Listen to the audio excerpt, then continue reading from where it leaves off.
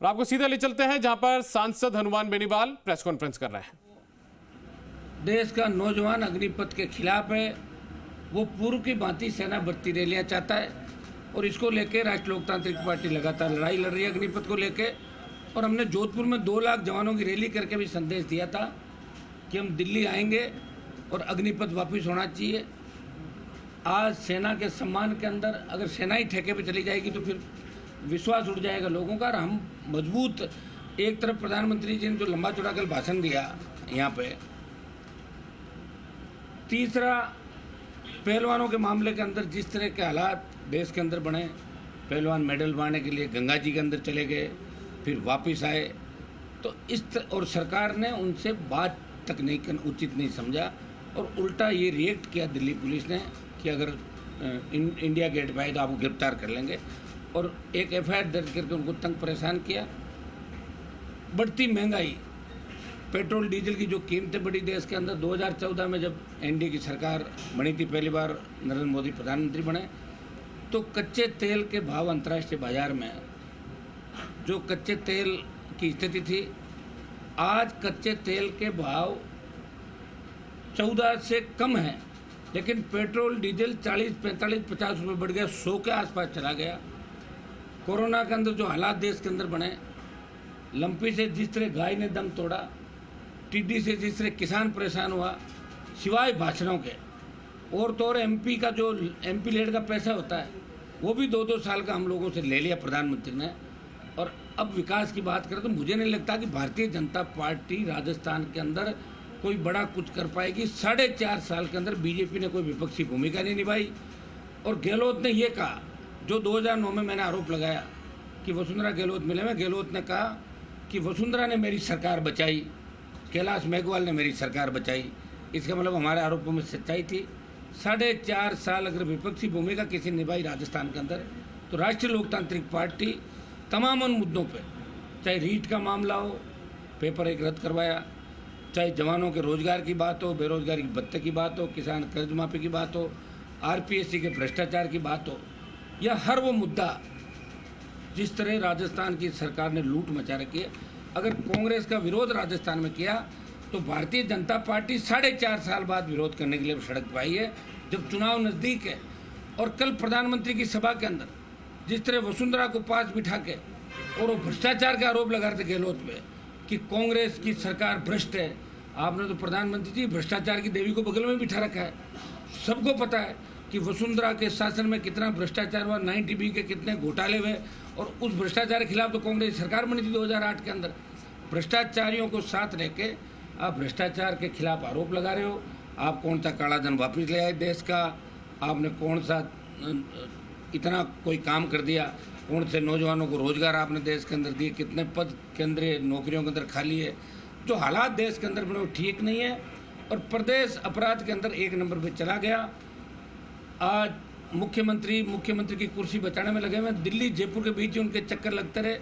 और दूसरे जो इनके नेता है वो मुख्यमंत्री बनने में लगातार इनका संघर्ष रहा, मैं सीएम कैसे बनूं।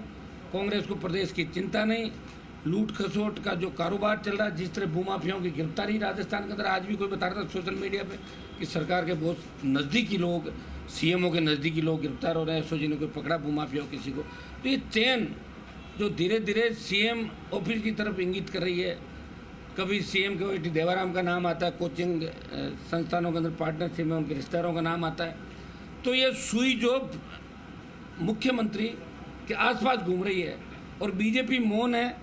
हमेशा राष्ट्रीय लोकतांत्रिक पार्टी ने विधानसभा के अंदर भारतीय जनता पार्टी का साथ दिया कांग्रेस के खिलाफ, लेकिन हर मुद्दे पे वो एक बार अपना काम निकाल के और उसके बाद सदन को सुचारू चलाते हैं और कांग्रेस हाथ मिला लेते हैं।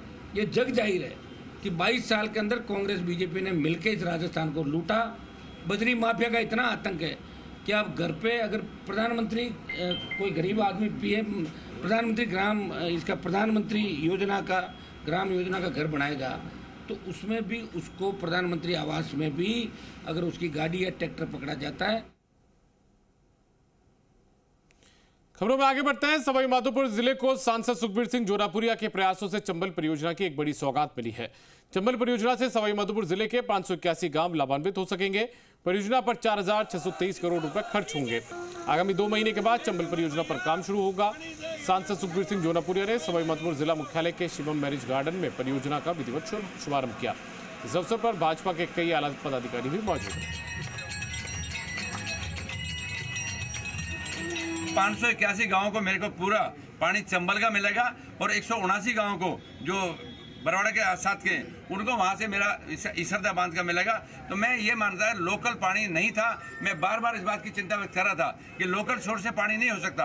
आज मैं पूरे सवाई माधोपुर को आज 581 और 179 सभी गांवों को आज मैं पानी देकर इतना प्रसन्न हूँ कि 4623 करोड़ रुपए 1150 करोड़ रुपए मैंने पहले खर्च कर लिए और 4623 करोड़ रुपए माननीय मंत्री जी ने जो हमारे जिले के लिए दिए, मैं उनका आभार प्रकट करता हूँ पूरी जनता की तरफ से। डूंगरपुर जिले के गुमानपुरा के एकलव्य आवासीय मॉडल स्कूल में 19 और 20 जून को राष्ट्रीय आदिवासी कल्याण सम्मेलन का आयोजन होगा। आयोजन को लेकर डूंगरपुर जिला प्रशासन अपनी तैयारियों में जुटा है। आदिवासी सम्मेलन को लेकर राज्य मंत्री डॉक्टर शंकर यादव और जिला कलेक्टर लक्ष्मी नारायण मंत्री ने आयोजन स्थल का जायजा लिया और व्यवस्थाओं को लेकर अधिकारियों से चर्चा की। इसके बाद राज्य मंत्री शंकर यादव और कलेक्टर मंत्री ने कलेक्ट्री सभागार में राष्ट्रीय आदिवासी कल्याण सम्मेलन से जुड़ी विभिन्न व्यवस्थाओं को लेकर विभागवार जिम्मेदारियां तय की। बैठक में मंत्री डॉक्टर शंकर यादव ने बताया कि सम्मेलन में दूसरे राज्यों से लगभग 300 डेलीगेट्स के शामिल होने की संभावना है। राज्य के प्रत्येक जिले से 5 प्रतिभागी भी शामिल होंगे।